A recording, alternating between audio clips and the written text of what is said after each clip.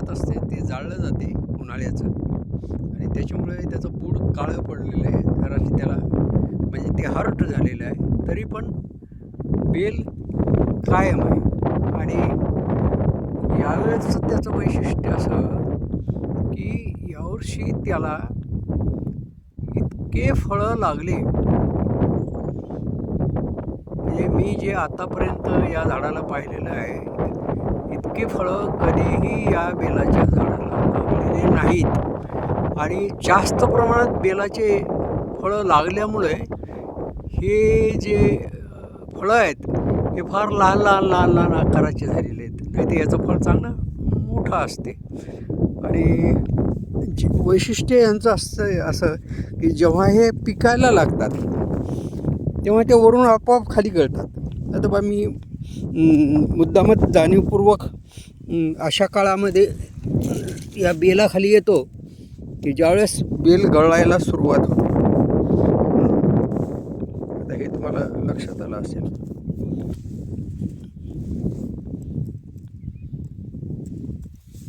माझ्या हातात 2 बेल जमा केले मी. आणखी 2-3 बेल आहेत तिथं पडलेले. बेल जर फोडला तर आत गर निघतो आणि हा गर चिकट असतो. त्यात बियांचं प्रमाणही जरा जास्त असते आणि हा गर खायला मात्र गोड असतो. पण चिकट असल्यामुळे थोडंसं जास्त प्रमाणात आपण खाऊ शकत नाही. तर मला हे आवडते खायला. आता याचा कोणी मुरब्बा करतात अर्थात ती गोष्ट वेगळी आहे. त्याच्यासाठी बेलांचं प्रमाणही जास्त पाहिजे आहे द्यायला. पण एवढं आम्ही काही काळजी करत नाही. शेतामधले असे जे काही झाडं आहेत फळांचे आमच्या शेतात 3-4 आंब्याचे हारं आहेत. आजकाल आंबे येणं याचं प्रमाण कमी झालेलं आहे. चाराचे झाडं आहेत 1-2 त्यालाही चारा येतात आणि लोकच तोडून नेतात. आम्ही काही त्यावर फारसं लक्ष देत नाहीत. मोहाचे 2-3 झाडं आहेत. मोह गळायला सुरुवात होते. आता मोहाची फुलं गळायला सुरुवात होते. पण ते जमा कोण करणार, कोण विकणार? एक आठवते मला.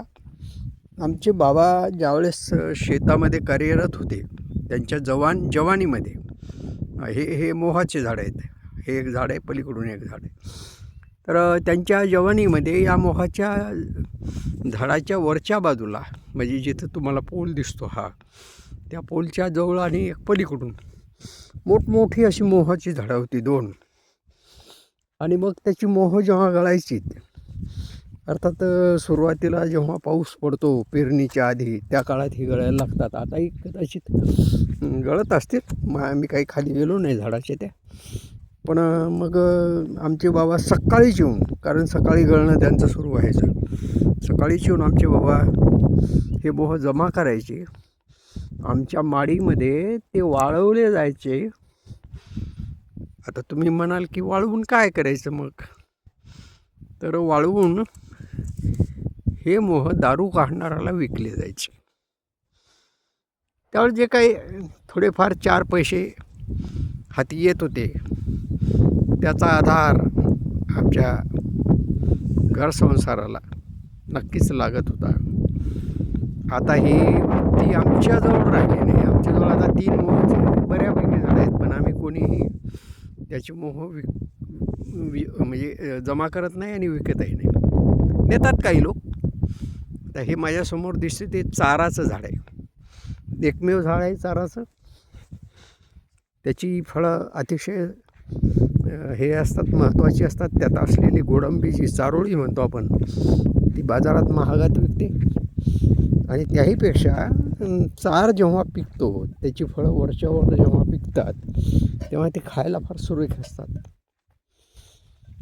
अर्थात ते सगळं बालपण झालं. बालपणात केलेल्या त्या गोष्टी झाल्या आणि आता त्याची फक्त आठवण आहे, फक्त आठवणी.